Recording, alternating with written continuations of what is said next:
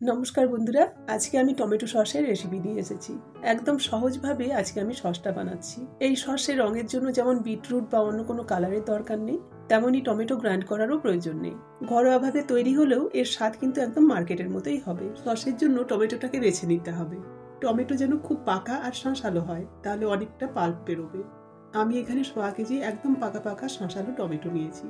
আর একটা প্লেটের মধ্যে নিয়েছি 1.5 ইঞ্চি আদা টুকরো করে কাটা, একটা পেঁয়াজ, 3টে পাকা লঙ্কা আর 7-8 কোয়া মোটা দানার রসুন। আপনারা যদি একদম নিরামিষ বানাতে চান তাহলে রসুন পেঁয়াজটাকে বাদ দেবেন।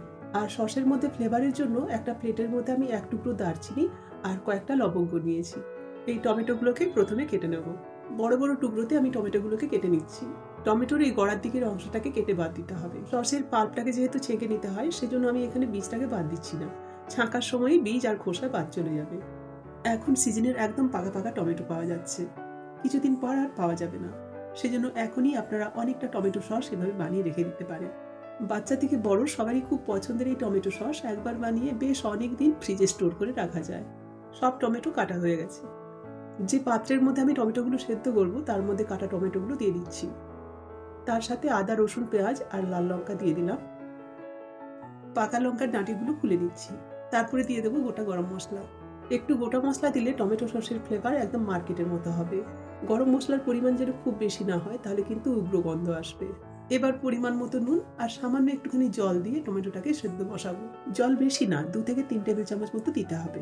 গ্যাস জ্বালিয়ে আমি টমেটোর কড়াইটা বসিয়ে দিলাম। খুন্তির সাহায্যে টমেটোটাকে ভালো করে নেড়ে নেব, যাতে নুনটা ভালো মতো করে সব দিকে মিশে যায়।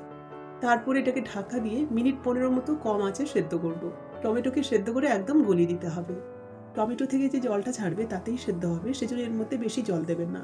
বেশি জল দিলে রান্না করতে বেশি দেরি লাগবে। 15 মিনিট পর ঢাকাটা খুলে নিলাম। টমেটো প্রায় সেদ্ধ হয়ে গেছে। এবার খুন্তির সাহায্যে আমি চেপে চেপে নেড়ে নিচ্ছি, যাতে টমেটোটা একদম গলে যায়। টমেটো একদম ঘাটা ঘাটা হয়ে গেছে। এখন আমি এর মধ্যে 1 টেবিল চামচ ভরে লাল লঙ্কা গুঁড়ো দিচ্ছি। এটা সাধারণ লাল লঙ্কা। লঙ্কা গুঁড়ো দিলে টমেটো সসের স্বাদটাও বাড়বে আর এর রংটাও খুব সুন্দর আসবে। আপনারা চাইলে কাশ্মীরি লাল লঙ্কা গুঁড়োও দিতে পারেন। লঙ্কা গুঁড়ো দিয়ে ভালো করে নেড়ে নেব। তারপর ঢাকা দিয়ে এটাকে 10 মিনিট আরও সিমে রান্না করব, যাতে টমেটো একদম মাখনের মতো গলে যায়। 10 মিনিট পর এবার আমি ঢাকাটা খুলে নিলাম।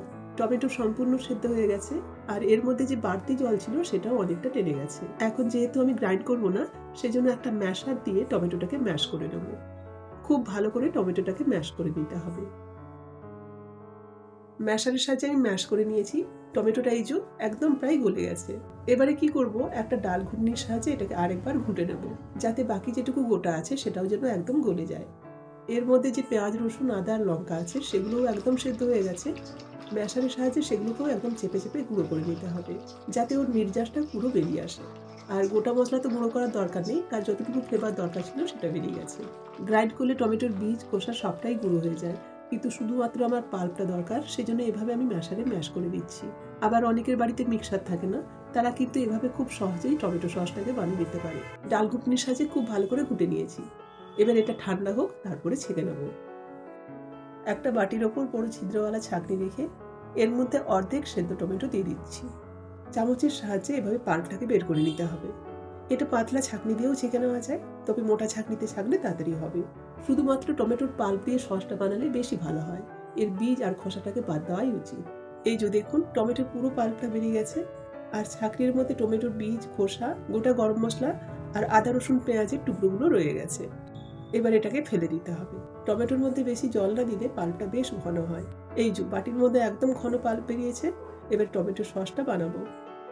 গ্যাসে ওই কড়াইটাই বসিয়ে ওর মধ্যে আমি পাল্পটা দিয়ে দিচ্ছি। তারপরে দিচ্ছি ছোট চামচের 1 চামচ বিট লবণ। বিট লবণ দিলে টমেটো সসটা একদম চটপটা স্বাদের হবে। বাচ্চারা এটা খুবই পছন্দ করে।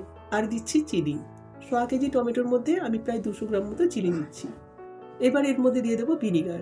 2 টেবিল চামচ হোয়াইট ভিনিগার এর মধ্যে দিয়ে দিচ্ছি। টমেটো সসের মধ্যে এই ভিনিগারটা দিতেই লাগে। ভিনিগার আপনারা স্থানীয় দোকানেও পেয়ে যাবেন।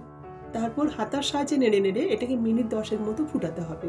জালটা মাঝারি রাখতে হবে। আর কড়াইয়ের সাইডে যে টমেটোর সসটা লাগছে এটাকে বারবার চেঁচে মিশিয়ে দিতে হবে, না হলে সাইডের অংশটা পুরো মেশাতে গেলে এটা শক্ত হয়ে গুটি গুটি হয়ে যাবে। একইভাবে আমি 10 মিনিট মতো ফুটিয়ে নিয়েছি। টমেটো সসের রংটা দেখুন আগের থেকে চেঞ্জ হয়েছে, এটা ডার্ক কালার হয়েছে। টমেটো সসটা কতক্ষণ ফোটাতে হবে সেটা জানার জন্য কি করব, একটা প্লেটের মধ্যে আমি কিছুটা টমেটো সস নিচ্ছি। এটা যদি এভাবে গড়িয়ে পড়ে তাহলে বুঝতে হবে টমেটো সস হয়নি, এটাকে আরও ফুটাতে হবে।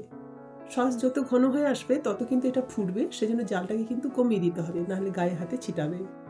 একদম জাল কম করে আরও মিনিট 10 আমি ফুটিয়ে নিয়েছি। এবারে দেখুন টমেটো সস একদম ঘন হয়ে গেছে। এবারে আরেকবার চেক করে নেব। অল্প একটু টমেটো সস ওই প্লেটের মধ্যেই দিলাম।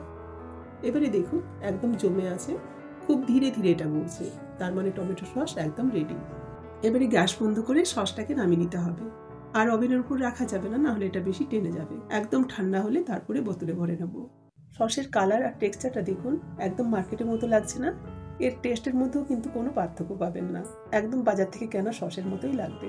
কোনো প্রিজারভেটিভ ছাড়াই এভাবে সস বানিয়ে 1.5 থেকে 2 মাস ফ্রিজে রেখে খাওয়া যাবে। ফিঙ্গার চিপস, সিঙ্গারা, কচুরি সবটার সাথে এটা খেতে কিন্তু ভীষণ মজার হয়। আপনার বাড়িতে বানিয়ে দেখুন, আর কেমন হলো কমেন্ট করে জানান। ভিডিও ভালো লাগলে লাইক, কমেন্ট, শেয়ার আর চ্যানেলটাকে সাবস্ক্রাইব করার অনুরোধ রইল। ফিরে আসছি আবার নতুন কোনো রেসিপি নিয়ে। ততক্ষণ সকলে খুব ভালো থাকুন, নিজের খেয়াল রাখুন।